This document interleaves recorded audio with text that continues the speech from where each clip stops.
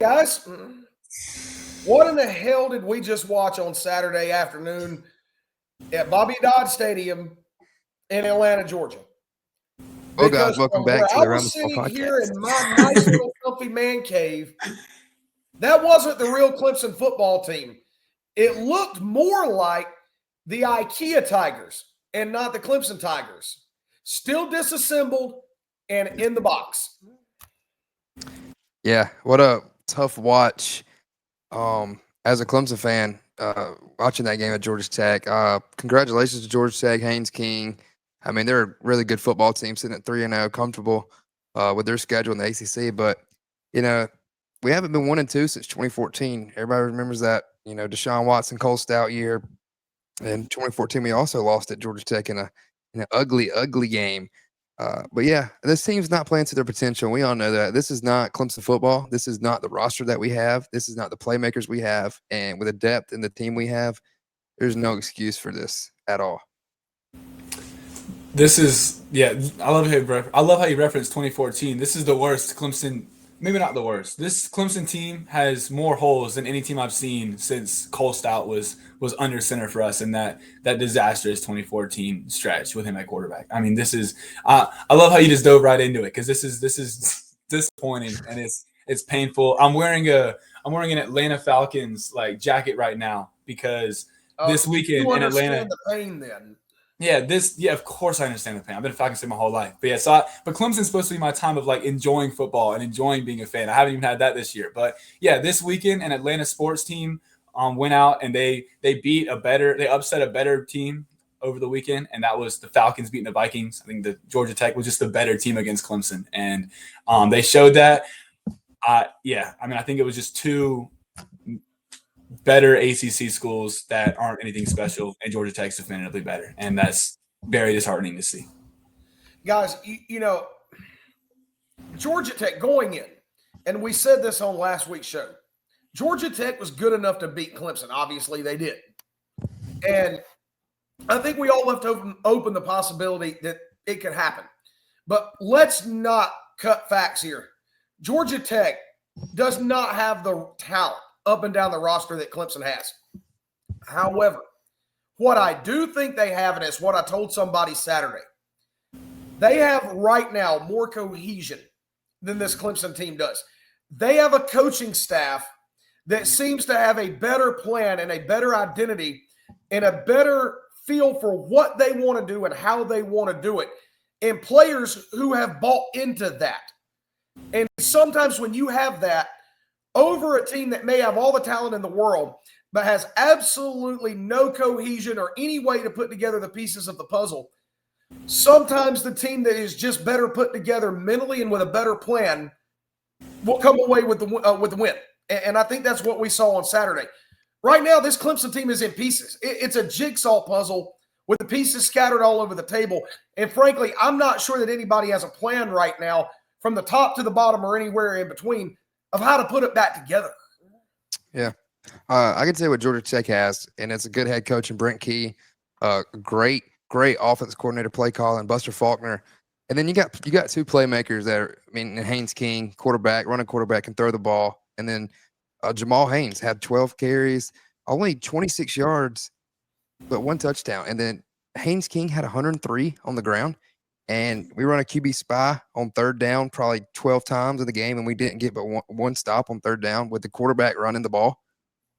Georgia State was prepared to go in that game and beat Clemson, for the first time since 2014. Yep. And they got it done. And, they're sitting at 3-0, and with their schedule, I would not be surprised if Georgia Tech's playing for the championship in Charlotte.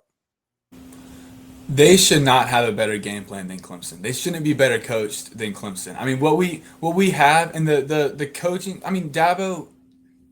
I like Dabo as a coach overall, but I think everything about his weaknesses throughout his entire career was exposed in this game. I think his inability to just craft a game plan and just beat more intelligent schools that just seem more prepared and seem more ready.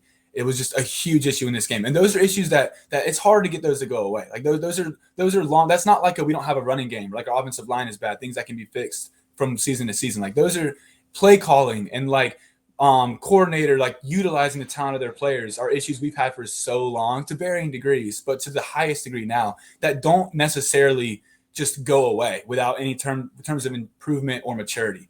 And yeah, you said one of the most convoluted like jigsaw puzzles of just missing pieces. That's what stands out to me right now. I mean, I feel like there's just so many issues with this offense, and like if I don't like our offensive line. I feel like if we fixed our offensive line, we would just have no talent at the running back position running into a good offensive line. I feel like if Adam Randall clicked and Gideon rose to the occasion, then we had a good running back room, then we would just have a great offensive pieces and great offensive line, good running game, but terrible play calling. If we brought in the next Lane Kiffin or Steve Sarkisian or genius, innovative play caller, then we'd have a super competent, talented offense with a quarterback that's not afraid of bright lights and cannot rise to a big moment, losing to superior opponents. Like, I feel like we're so far removed from a truly successful, dominant, and great program, and I've seen us this bad. The DJ years weren't great. We've had quarterback injuries, we've had issues in the past, but I've never seen us this far removed from the success that I've seen in past Clemson teams. Right. And does it kind of feel like, because it feels this way to me, does it kind of feel like right now that Clemson football is a boat that sprung a leak, and every time you just stick a cork in one hole and plug that leak, another one just pops up? And it doesn't matter how many times you try to plug a leak, another one is going to spring. And it just doesn't seem like there's any way to stop the hemorrhaging right now. I mean, and I'm sure there is. I'm sure things will get better. But right now, it's just, it's kind of when you've got the tunnel vision and all you can see is everything that is going wrong because there's not enough that's going right to outshine it. It's hard to see it any other way. Yeah.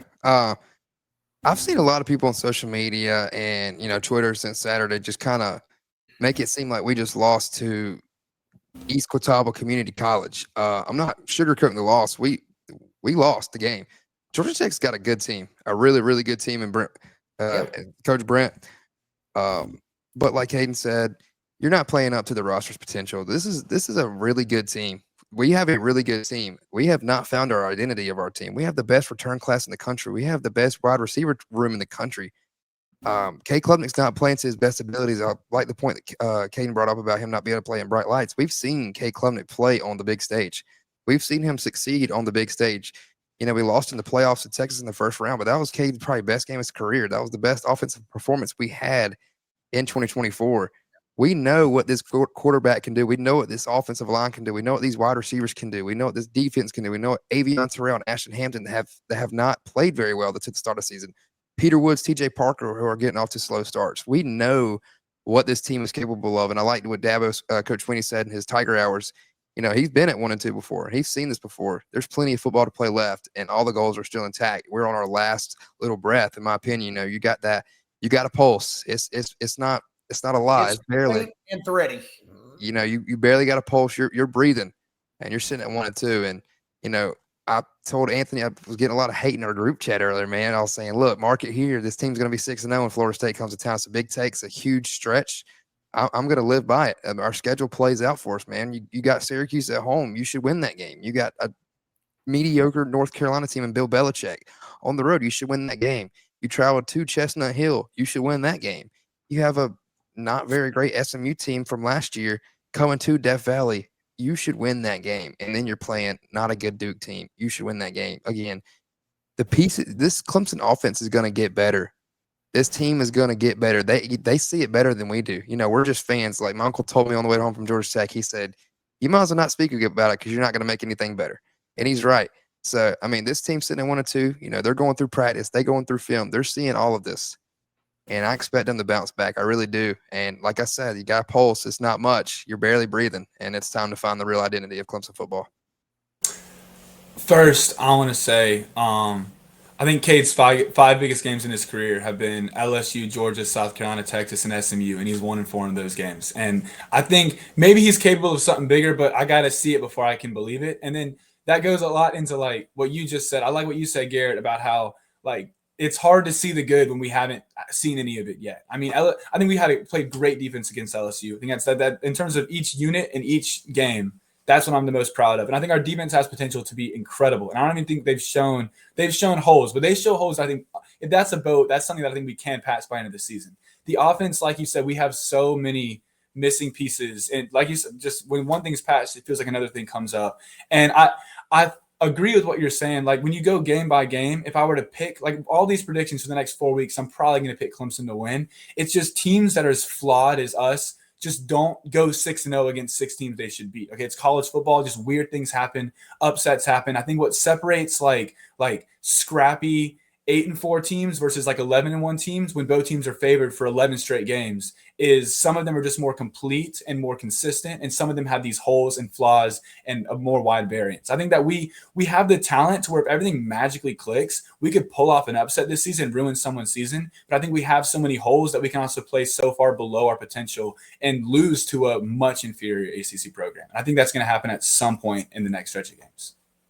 And you talk about the holes and not having any easy fixes. I want to touch on one thing that Georgia Tech and their coaching staff said after the ball game. And you know, I think it's a pretty damning indictment, is that they knew. They came right out and said it. There was not even any ambiguity to it. They knew and they felt we were soft on the perimeter, and they attacked it. And they were right. I can't tell you how many times I screamed at my TV on Saturday when Georgia Tech would throw a little short pass out into the flat. We'd hit the guy for no gain or a minimal gain, only to have him bounce right off like a daggone pinball and go 10 more yards down the field. That's not Clemson football. That is not Clemson defense. Yeah. There is some sort of a disconnect there in the toughness level between 8 to 10 years ago, or 6 to 10 years ago, when Brent Venables was still the defensive coordinator, and now. And I saw a quote the other day that said, and I like this quote, it said, it is harder to coach toughness out of play, or excuse me, I'm getting all confused here. How did the quote go? It's easier to coach toughness out of players than into players. That's the quote. Yeah. And right now, I think some of these players are taking on the mindset of the coaching staff in some areas.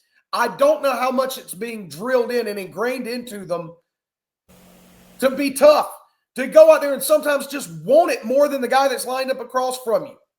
And right now, that's not something I'm seeing. And it's what makes me madder than anything, really. Yeah. Really, the only people on defense that look like they're seeing what's going on and kind of look like they want to be there is Will Help, Sammy Brown, Ronan Hannafin, and DeMonte Capehart. Agreed. I mean, those guys are all over the field. I mean, DeMonte is just slinging guys out the way. Sammy's playing. I mean, he's a sophomore, man, playing a caliber NFL linebacker. I mean, he is the true definition of an NFL linebacker. He's going to play in the league. And, you know, going back and watching the game, man, Wade Woodaz is so talented, man. We've seen it for 3 years. He's so talented. But, man, when it's third down and you're the spy, you know the quarterback's running the ball. And one thing, I was watching the highlights earlier. It's like and my roommate Thomas actually brought this up.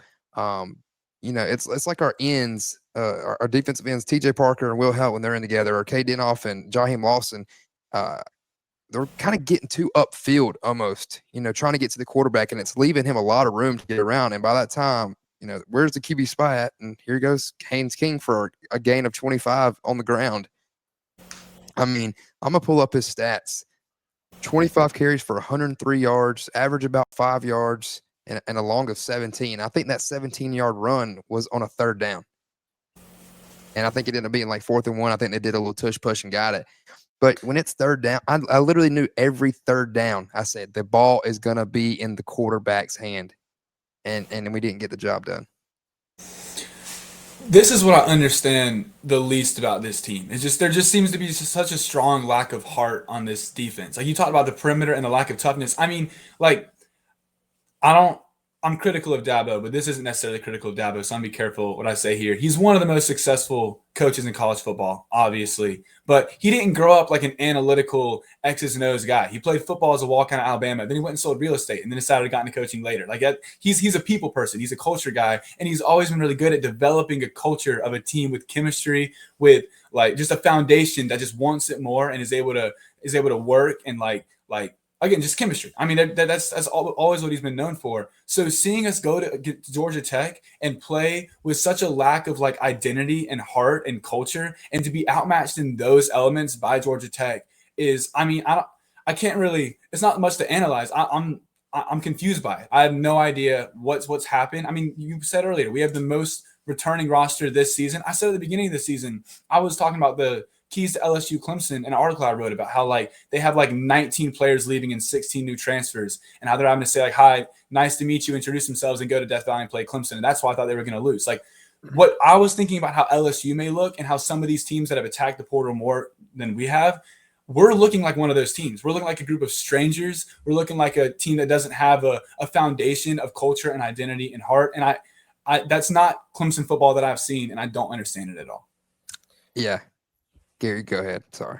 Yeah, no, just a couple more things I wanted to touch on the Georgia Tech game before we moved on and talked some about Syracuse coming up this week. But one, we've talked so much about the running game, and not just us. It's gone far more to the national level than anything that we're going to say here. But again, on Saturday, Clemson may have the most maddeningly confusing offensive philosophy when it comes to running the football that I have ever seen in my life.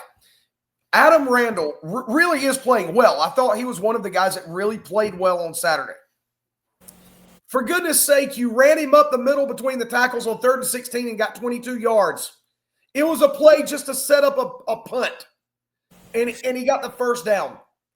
But somehow a player who can do that gets less carries than your quarterback.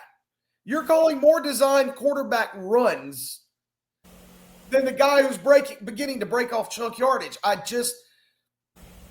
don't get it. I fail to see how in any way that is sound offensive philosophy, especially when you've got a quarterback who on multiple occasions tripped over his own feet 2 yards, 3 yards in the backfield before he could even get to the line of scrimmage on designed quarterback runs.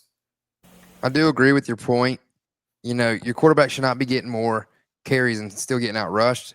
But I will say a lot of the design runs that were called Saturday did work. And yeah, he did trip over it. He did turf monster and slip over his own feet. But, you know, I mean, and then going to the K Klubnik fumble, great play call. It worked out. He should have switched the ball hand. I mean, if you have it in that left hand, you take that hit, you don't fumble the ball. That's a known football thing. I don't hate some of those design QB runs on Saturday. I thought a lot of them were good calls. Now, some of them did not work. That's true. I don't think he lost any yards except on the one he slipped on. But I will say some of them were not bad calls. But I don't get the Riley play calling in certain occasions. Now, and I'm a big believer in this offense, man. I'll tell y'all that. I'll tell y'all that through and through. You know, obviously, even though we played 3 games and the most points they've scored is 27. Yeah, that's a good point, Garrett. But I still, like I said, this offense is going to keep getting better. I really do believe that. I think 1 and 2 is what this team needed. I'm not trying to make it sound like an excuse or anything, but now you have nothing to lose. Like you're playing, I mean, obviously you got to win out to make a playoff, or you got to win out to do all this to make the ACC championship. Because, you know, there's plenty of good. The ACC is not as horrible as people making it look this year. You got a good Miami team. You got a good Louisville team. You got a very good Georgia Tech team. There's a lot of teams playing for it. And like Hayden said, this might be a season of us, you know, trying to find our identity and ruining other people's seasons. So why not start with it Saturday? Yeah, and Caden, look, let me throw this in there while we're still talking about Georgia Tech. As long as you've got him on the roster, for Christ's sake, put Tristan Smith in the game and throw him the ball. I agree. I mean, I'm tired. I'm tired of Tristan Smith not getting the ball after so much that we heard all offseason about how good he is. Because guess what? It's not good enough to say, oh, well, You say I don't use the portal. Well, I went out and got 3 guys from the portal. Cool. You went out and got 3 guys from the portal, and only one of them's actually on the field playing. So when it finally does come down to a situation where you have to use the portal or else, why would anybody want to come to Clemson? Because, the 3 really good players got from the portal, 2 of them sat on the bench all year. Well, I will say, I'll speak on the Tristan Smith part. This was just asking the Tiger Hours too. I agree. I think Tristan Smith should be on the field. I really agree with you there, and I want to see him a lot. But it comes to is he not being consistent enough in practice? Is he not showing game reps in practice? I don't know. And that goes to me and Caden touched on this before we started, and people were getting mad that like Benton Cure or Olsen, Pat Henry, Josh Sapp didn't get that ball. The Ian Shefflin play, I loved it. Hate me for it, love me. I would love to see it again. It was a total mismatch. I mean, it's a 6'7", 240-pound guy just going in there and boxing you out against an itty-bitty little guy. I mean, it's almost like what happened in the LSU game with that tight end and Avion Terrell. There's nothing he could do. And, I wish he'd have caught the ball. You declined the penalty. It's a touchdown. We ended up scoring on the drive anyways. But that's 2 times in the game that Ian Shefflin threw their defense off, forced a timeout, forced a PI call. I don't hate the play call there, and I would not mind seeing it again. I love the shot. He almost drew the and one. I mean, he drew a foul. He boxed him out. It was such a basketball play. It looked obviously it's a basketball player playing football, but it looked so much like that. Yeah, it was fun. But I want to see more of Tristan Smith. I agree with what you're saying about like maybe he's not showing it in practice, but I just think I don't want to pick on a player specifically, but I'm going to pick on a player specifically. He's so much more talented than like Cole Turner is, and Cole Turner is on the field all the time. And like, I don't want to hate on Cole Turner. Yesterday I was at home and I was trying to make a bacon, egg, and cheese sandwich, and I was missing a lot of groceries. Anthony just commented. He might hate this, but I was out of a lot of groceries. So I ended up just frying an egg, and I had a bagel, and I had like a bagel and egg sandwich, and it was fine. It was totally okay. And I ate it and I enjoyed it. But when I go to like Sully Steamers downtown, and there's like all these menus and all these other options, and I see much better options, you will never find me getting an egg sandwich at Sully Steamers because there's so many better options out there. That should be Cole Turner and Clemson's receiving core. I see so many better players and higher potential players that whenever he's on the field, I just think it's a reflection of disappointment from other players. And obviously, Antonio Williams is hurt. Tristan Smith is a transfer. But I think when he's on the field, it should be a negative indictment to this receiving core because he's a perfectly fine player. I'm not going to hate on. He would start on a lot of other ACC schools. He should not get playing time on this receiving core, except as a gadget player in specific situations. You can throw him one bubble screen a game, and we can let him get his ridiculous catch in traffic at once a season that he always gets. But besides that, I don't love his usage. What if I told you Cole Turner was the fastest receiver on the roster? Then I said that's a negative indictment to the rest of our Saturday. If and I'm one of the biggest Cade guys in the world. If Cade hits Cole Turner in his stride, it's a touchdown. You go back to the Troy game, he had Cole Turner wide open in the end zone, missed it. Cole Turner is not as bad as a playmaker as people make him look. I think it's a lot to do with that he's on the field more than our transfer portal wide receiver Tristan Smith. I think that's where all the Cole Turner hate's coming from, is because you're seeing a guy like Cole Turner on the field more than you are Tristan Smith. And I agree, Tristan Smith should be on the field, but there's been a lot of cases where Cole Turner he's got the separation on the field, and he's just been missed. Like I said, that's 6 points. That's 6 points Saturday if Cade hits him in the stride. And like Anthony said, Cole Turner had a big reception on Saturday. Where was that? 3 catches for 27 yards, a long of 18 yards. When the ball's thrown his way, he's most likely going to make the play unless he just is totally missed. There's been 2 times this year that Cade has not hit him in his stride that could have been for 6 points. And so that's my take on Cole Turner. We've seen Cole Turner make some huge plays in his 4 years going into like in his senior. He's played 4 seasons now, or a quarter of 4 seasons. But when Cole Turner's number's been called, he's most likely made his plays unless he's just totally been missed. And obviously the LSU game, I don't think Cade should have threw that ball. But I'm not on the Cole Turner hate train at all. Again, I think Cole Turner is fine and he's stable, and maybe straight line speed he's the fastest receiver on this Clemson team. I think that's another negative indictment to this receiving core. I'm not arguing that Cole Turner is an incompetent receiver. I'm just saying there's supposed to be greatness on this receiving core, and other players, like he's almost like a threshold. Like if you're not better than Cole Turner, then you shouldn't be a part of the best receiving core in college football like we allegedly have. And I think TJ Moore was getting reps in the slot and outside and then the offseason and preparation and stuff. And then we have obviously Tyler Brown back from injury. Antonio Williams hurt, we can't control, and Tristan Smith is a transfer. Like, I think that the fact that with all of those factors in play, with all these allegedly elite receivers, the fact that we see Cole Turner in as much as he is, and the fact that we rely on him as much as we do, it's not a negative indictment on Cole Turner personally, but it is on this allegedly number one receiving core in college football. Yeah, I'll agree. And I think there's valid points on both sides. I really do. And yeah, sure, Cole Turner's made some good plays over his career, but somebody like Tristan Smith, to me, is a bigger weapon and is one that you can utilize in more ways. But we're going to move on and talk about Syracuse here. One more thing I do want to pick your brains, get your opinions on this, is the final sequence on Saturday, respectively for Clemson and Georgia Tech. So, what do you think about the speed at which Clemson orchestrated their final drive? I was, again, sitting in front of my TV yelling, "Go faster, show more urgency. If you score with 5 minutes on the clock, not 3. Give yourself time not only to get a stop, but to do something with it when you do." But I didn't see, again, it goes back, it's a microcosm. I saw no urgency on that final drive. But then you finally do score. You still have 3 timeouts and the 2-minute timeout left, and you still allow Georgia Tech to bleed off every bit of that clock. And not only that, you tackle the guy inbounds with 12 seconds left, and they had no timeouts, and they still somehow got off a 55-yard field goal that would have been good from 65 for a guy whose career long was 50. He got that kickoff with 2 timeouts still in your pocket. Sim, why do you not call a timeout, make him think about it, and maybe, just maybe, get some personnel on the field in a block package to try to send some pressure? That entire sequence was utterly and unequivocally mismanaged from start to finish. Well, you got to look at it this way.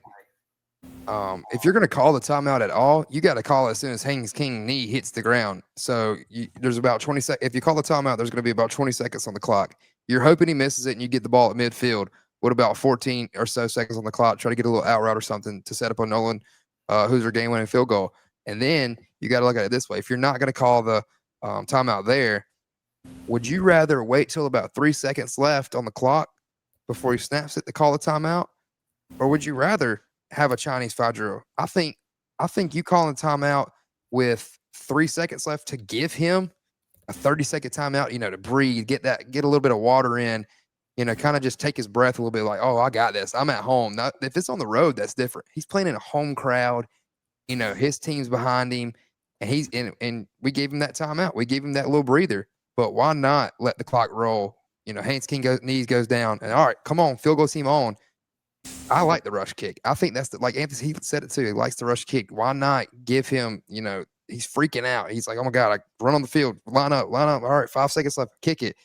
He just made it. He made the field goal straight up. He made the field goal. I like that we rushed it. I would not want to give him the timeout and give him that extra breather and kind of, you say make him think about it. But it's different if he's on the road. Now, if he's playing in Death Valley, timeout. Make the crowd get into it. But I could, like Anthony says, you can see it both ways. I get your point, but I think us calling the timeout would have helped him out. And, he was just on the right end of that Chinese fire drill, and it worked out for him. I fully agree with Cole with not much confidence. If somehow in my career, I'd love to interview a kicker and ask him if he'd rather be iced or have a Chinese fire drill, because I know nothing about the psychology of kicking a field goal in a game winner. I couldn't do it, so I don't know what's easier, but I like the idea of making them rush a little more. I see Garrett said adrenaline is a great ally, and I like that line. But I think I agree with Cole. And then going back to I'll be quick, but what did you say before that? I had a good point on that, and I already forgot what it was. Before the drive before, my bad. So like in general, I think that if you're a genius play caller, an amazing innovator of just going down the field and scoring, you can factor in clock management and time in that way. I think this team just needs to focus on scoring touchdowns. And I would have liked to score sooner, and I was hoping quietly, I won't scream on my TV, but I was hoping quietly that we would score a little quicker so that we can maybe get the ball back. But when you start factoring in like we need to waste some time, we need to go quicker, we need to, like whatever it may be, I think that you can overthink, and this offense can't be overthinking. We need to be thinking a little bit more, I think, than we are, but we can't be adding other factors. We don't have that luxury with our play calling, I don't think, right now. I want to touch on that really quick before Garrett. Sorry. No, you're good. Like when our final drive started, I think there was around like 8 minutes, if I'm not mistaken, around 8 minutes left. Drive. When you're playing that 8-minute drive, you're not thinking, okay, we score, we're gonna have enough time on the clock that we can play defense, get a stop. Like Anthony said, though, see, like with the way the first couple games have went for us, we're just gonna go down there and score. We're not gonna worry about the clock right now. We have 8 minutes left. We have 3 timeouts left for 2 timeouts. Oh, it was 2 timeouts because of the injury on the field. They didn't give us the timeout. So got 2 timeouts left, 8 minutes. You got to drive. You got to drive working. And I don't think you're not playing clock management there. Now, if there's 4 or 5 minutes left and you're like, okay, we don't have enough time to milk the clock completely because we're down 7. But I think there's a lot more you can do there in a sense. But when there's 8 minutes, you're playing to score. And yes, I think you're trying to get 7 on the board, and that's what we did. And I still thought with 2 timeouts left and a little over 3 minutes left on the clock, I was like, okay, we still have time to get off the field. And we had time. We had a chance to get off the field. They had it on the opposite side of the field. It was like a third and 2. And I went back and watched it. Haynes King has the ball again on 3rd down. And he almost got stuffed up on that 3rd and 2 and then reached for it and got, the first down by a couple yards. Just one of those things. But and Georgia Tech earned the win. They went out there and busted their tails for 4 quarters straight. And is what it is. All right. Well, turning the tables now. Last Saturday, it's over and done with. Nothing you can do about it. It's in the past. Nothing's going to get changed. Only thing you can do is try to fix what you can conceivably fix at this point and try to make things better. But you're back home this week, and you've got Syracuse coming in, and this is a game that has traditionally been very tricky for Clemson. I can remember going back to 2017 when Clemson was ranked in the top 5. They go up to Syracuse on a Friday night, and they lost. It's Friday night games, man. Right. And then you've had Syracuse come into Death Valley. The first game after Trevor Lawrence has been named the starter and knock him out of the game, and then you had to rely on Chase Bryce to win. And there's been some other really close calls. And for whatever reason, the Orange always play Clemson tough. And there has to be some kind of an escape act to come away with a win. So what are your initial thoughts on Saturday? Because, frankly, this Clemson team is not good enough right now, particularly mentally, to pull off another escape act if it came down to that situation. I just personally don't think they could do it if the game came down to the final minutes. Well, Fran Brown's first trip to Death Valley, and he said in his press conference he's coming to collect. And I really like him, by the way. Oh, I like Fran Brown. Yeah. I'm a big Fran Brown guy, but not this week. He's my worst enemy. He said he's coming to collect his funds. He got Clemson to the ACC championship, and I think him and Dabo like to joke around a little bit. Like Coach said earlier, you got the chance to kind of get to know him since he's been the head coach at Syracuse. But Garrett, you put it spot on, man. The Orange always play Clemson close. It's every year. It doesn't matter. And it seems like the last couple of years, Syracuse has been like 6-0 when it's come time to play Clemson. And we didn't play them last year, of course, but that 2022 game, the 2023 game was when we're a 4-loss team or something. We went up there and won the game. But 2022, DJ, there's always been a sense where our backup quarterback has got the job done. I hope that doesn't happen this weekend. All respects to CV, but I would rather see our offense, find their identity. But like I said, 2022, DJ, gets benched. K comes in, wins the game, and they were 6-0 coming in that game. But yeah, the Orange always plays us tough. I think it's going to be a great game. I hope Clemson finally finds something to work with. I hope they figure it out. And I don't think you're going to figure it out in this one game, but I think you could see a lot of positive. And like Anthony said, we played our best offensive game on Saturday, and I think we're going to keep progressing week by week. We're sitting at the bad end of it. We're 1-2 team. We're a 1-2 team. We got a 2-1 Syracuse team coming to Clemson with their only loss being Tennessee, who should have won the game at home versus Georgia, but with a missed field goal. This Syracuse team could be 3-0, pending that Aflac kickoff game in Atlanta. So they're going to come in. They're coming in tough. They're coming in ready to play. They're like, man, they probably think we suck. They literally probably think we're a terrible team. But us as Clemson fans, could you argue with them right now based on the results? Nah. But as people who cover Clemson, we know the identity and the roster that we have. We know the weapons that we have. Why not figure it out this Saturday? Why not go out there and give 4 quarters of bleep football?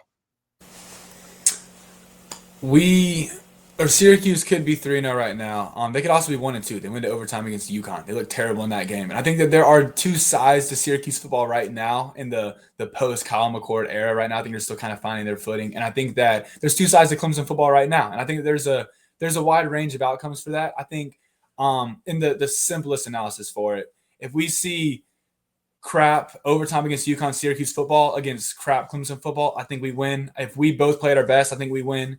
But there's a world where Syracuse rises to the occasion. They play like they played against Tennessee, and we play like we played against Troy, and Syracuse gets the best of us. So I just think that, like I said earlier, like over these next 4 games, forgive me if I'm not getting exact. It's like Syracuse, Boston College, Duke, SMU or UNC. I don't know if I got the order right, but over that stretch, I think we're better than all of those teams. I think we lose one of those games.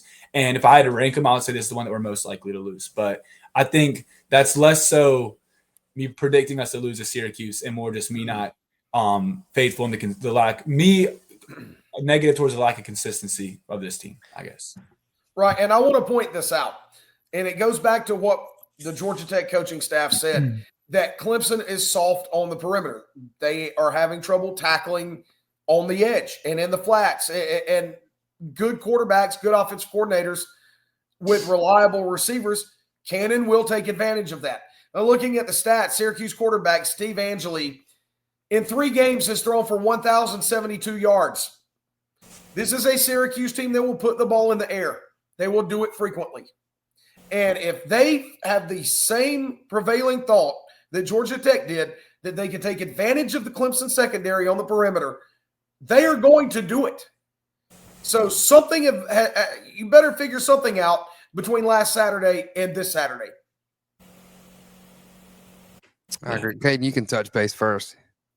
No, yeah. I mean, like, we've lost to them before. When Trevor Lawrence went down, obviously, and then we had ETN have that, like, 18-carry drive and stuff. It wasn't 18, but that huge drive against Syracuse a few years ago. The 2017 where I believe Kelly Bryant got hurt. I could be wrong. That might have just been his own loss. Yeah. And Zarek so Cooper came in? Yeah, Zarek Cooper. He came in. And, like, so we've had injured quarterbacks and backups come in like, weird fluky games like the Friday night game, like you said. Like, we've had that happen. This is the first time we've gone against Syracuse where I can so clearly see them just being the better team and beating us. And that's disheartening. Because of what you said about them, they could just air it out successfully against the Clemson defense, and then our offense looking competent, and they just beat us. And that's something I'm scared of. I would not predict that. That's something I'm scared of, though. I think it'd be different if we were 3-0 coming in this game, or even just 2-1. With that only loss being the LSU, because you still, you're looking at it as, all right, our only loss was to LSU. We're good. They're a top 5 team. We're a good team. We're 1-2 right now. We're 1-2. This team knows they have not looked good. They know. I mean, I would hate to be in those meetings. I would hate to attend those meetings and those practices this week. Why not go out there and figure it out? You're playing a really good Syracuse team, in my opinion. Their quarterback is leading the nation in passing yards right now, if I'm not mistaken. Obviously not very good opponents other than Tennessee. I think they played Colgate and UConn. Now they do give up some points. They do give up some points. 100%. That's a good. So why, when you're sitting at 1-2, you, like I said, you have nothing to lose. Why not go out there and just figure it out? Go out there and let out your emotions. Go out there and just lay a freaking hit down. I think. And like you said, are struggling with tackling. I looked at that a lot with Brandon Strozer. 3 plays in a row, could not tackle a body. And you didn't see him the rest of the game. And, there's a lot of quotes with Dabo wondering what he said to him on the sideline because they tried to bring it up to my, oh, did he just kick him off the team? I'm like, no, he did not kick him off the team. But this Fran Brown team's going to come in here fired up. They're going to be talking a lot of smack. They're going to be talking a lot of junk. He's coming to collect his dues for getting us in the AC championship. And I think he's going to be walking around a little bit of swagger coming into Death Valley because they're coming here expecting to win. And that's the standard now. And I hate to say that. And NIL is a big part of this. NIL is a big reason, why you're getting a side of Clemson football that we're seeing because, obviously Dabo is not a huge supporter in the transfer portal in NIL, which I'm fine with. I hate to say it. I wish he would adapt, but, like Nick Saban, best coach in college football is no longer coaching because of NIL. And, you're not going to get these rosters with like Deshaun Watson, Trevor Lawrence, T. Higgins, Justin Ross anymore. But I think this Clemson team is not going to fully find its identity Saturday, but I think it's a really good start. And, and I'm going to go ahead and say it. I already said it in this episode already. This team can be 6-2 by the time Florida State gets here. And I'm not trying to jump the case or jump the calendar. Obviously, Coach Swinney says it's one game at a time. And I agree with that. Let's go win the week. Let's go beat Syracuse. But I really do think this team has what it takes. And I would like to see it this Saturday. And I would just like to see them play with emotion, play with heart, show that they care, make it look like Clemson football because we're on the bad side of Clemson football right now. Yeah, Katie, what do we have to do to put points on the board in the first quarter? Well, I mean, let's start with that. Let's figure out a way to score in the first daggum quarter. Let's have a game script that isn't QB draw, screen to Cole Turner, punt. Like that's what we need to do. Let's stretch the field. Let's protect Cade Klubnik. Let's have some kind of run game. Let's utilize the flawed but diverse talent in our running back group to have some kind of committee. I think a lot of that's play calling. I think that like I have issues with Cade and I have issues with the line. Obviously, the line has to get better. But in terms of first quarter scoring, I think a better script and just better play calling off rip and being able to go down the field and drive down and just set the tone for the team is huge. And then we show that we're so avoidant of heart, like I said earlier, so quickly. And I think that just good play calling, a good script, being able to drive down the field, stretch the field, show a good running game, and Cade making one or two big throws in the first quarter. If we can get some points on the board, that could go a long way. All right, well, let's throw some scores out there. Before we do, we want to give a shout-out to our sponsor, Arden's Burger Grill, as always. We love Arden's. Look, we want the Clemson offense to eat on Saturday. They need to go out and eat. Well, guess what, Clemson fans? You also need to eat before the game. The best place to do that is at Arden's Burger Grill in Central South Carolina. Wings are the best around. Great burgers, great hot dogs. Go see our friends at Arden's. They'll get all of your pregame food needs taken care of. So we appreciate them. We appreciate their constant support of us. Go eat at Arden's, then let the Clemson football offense eat at Death Valley on Saturday. So, scores. How's this one going to shake up? Are we airing back toward the side of optimism? Is this a hope springs eternal? And we're going to go in and finally figure these things out magically. Did Dabo Swinney, did he rub the magic lamp? Did the genie grant some offense this Saturday? What's going to happen? How do we do it? I'm gonna say this. I'm wearing the orange Kool-Aid glasses. I'm wearing them this week. I think, like I said, you're sitting there. Careful now because both teams are orange. I was about to say, maybe I might be too, but maybe I'm wearing the Clemson Tigers Kool-Aid there you go. Glasses attire. And I'm looking at the spread right now, 17.5. I don't know how that's even possible. I think Vegas is playing with our heads a little bit, and I'm not even worried about the spread. I could care less about the spread. Win the game. I think this offense, like I said, they're not going to 100% find their identity Saturday, but they're going to keep progressing as the year goes on. I think we're going to see, and I'm going to point this out. Who knows where Clemson football is right now if Antonio Williams does not get hurt on that first drive in the LSU game? Like me and Ant have touched base on this on both of these things. Bryant Westco and TJ Moore are not considered veteran receivers yet. They're really good receivers, and they are two return receivers sitting in their sophomore year. but you need a veteran receiver like Antonio Williams on the field. And I'll stand by that. But this Saturday, I don't really know what score to expect, but I'm going to go, and I don't know if we can score this much, but I'm going to say it. Clemson, they're going to find some of their identity Saturday. I'm going to go 38-27, Clemson Tigers. I think we're going to see a better identity of this Clemson offense. Bold man right there. And I'll wear it. Quote me on it, Clemson Nation.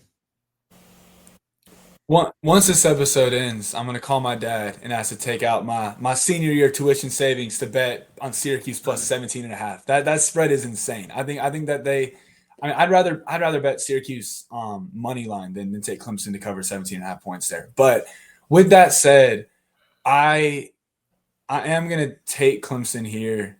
But if we lose, I'm picking us to lose until we win. I mean, like I'm very last week against Georgia Tech, I was pretty confident in Clemson, but I was a little skeptical. I had a little inkling that maybe I should pick against us. This week, that's a lot stronger. There's an itch to just like yeah, Anthony, you were right. Anthony was right last week. You just said that in the thing and stuff. He did pick Georgia Tech, but and he's picking Syracuse here, so maybe I'll just ride that hot hand there. But I'm gonna pick us to win. I don't know, like 24-21. Of the last 4 games, this is the one that I feel the least confident in, like knowing the score in general. But I think it's close, and we win, and we leave not feeling that much better about our team. That's kind of my overall prediction. Yeah, I'm with you. I'm actually with you on that. I'm not going to pick against Clemson this week, but if we lose this game, and something in my gut says that there is a very real possibility that it can happen. If Clemson loses this ball game, aside from somebody maybe needing to come fetch me out of the insane asylum, I will not pick Clemson to win again. Not against a high school team until they actually win a game. Anthony, so I'm going to base my prediction off of what Anthony said in the comments. Anthony's prediction, by the way, is Clemson 35-14. I don't think there is any way this side of the gates of hell that Clemson holds Syracuse to 14 points based on what I saw Saturday. I just do not think it happens. Syracuse is going to wear out the perimeter until there are holes in the turf at Death Valley. Georgia Tech did it. I promise you Syracuse will do it as much as they throw the ball. And right now, I just have seen no indication that in the span of less than 7 days, Clemson's going to be able to do anything to markedly improve the results. Now, I do think Clemson will score some points on Saturday. I'll even venture to say they finally figure out a way to score a touchdown in the first quarter. But give me the 14 points that Anthony thinks that Syracuse will score and double it. Clemson is going to kick a field goal late in this ball game and win 31-28. And I'm going to come away from it with even more gray hairs and a little less sanity than I already have. So, there you go. 31-28, Clemson. I don't think we score that many points, but I got no clue. This is unprecedented for Clemson, so I don't really know. Yeah, Anthony's got a good point. No Haynes King, no perimeter running. I agree with that 100%.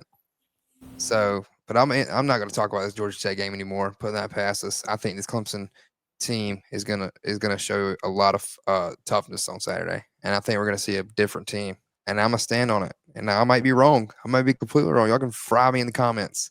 But right now, I'm standing on it. Hey, look, any way you slice it, still a great day to be a Clemson Tiger. I mean, I would still rather be a Clemson Tiger than a Syracuse Orange or anything else. So at least we still have that going for us. It could be a lot worse, Garrett. It could be a lot worse.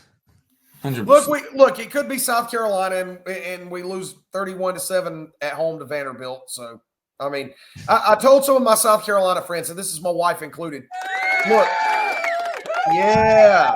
I'm like, you can't really say too much because you wound up at the silent lunch table with us. Yeah. Misery loves company.